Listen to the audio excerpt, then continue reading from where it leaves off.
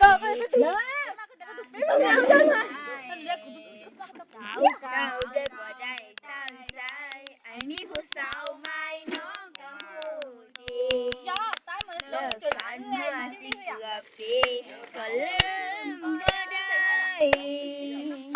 ตั้งใจผู้สาวเก่าบ่นั้น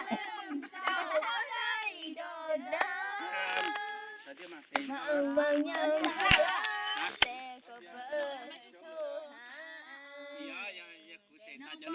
number สนเส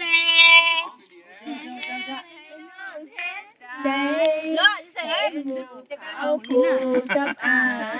ยแต่ว่ายังบ่ได้ย้อนน้องแค่ผู้สาวเก่าเดินบ่ได้ตั้งใจหอมหมอกไม่น้องจะหูดีอยากให้คุณน้องสองตัวดีดอกบางอย่างเธอแต่ก็เบิดnumber สองเซก็เห็นให้น้องเล่นใจถึงมาให้นายถึงให้นายเขาพูดกับไอ้เตี้ยวยังบ่ได้โยนน้องแค่ผู้สาวอยากเงี้ยวนะเงี้ยวมันต้องเงี้ยวเขา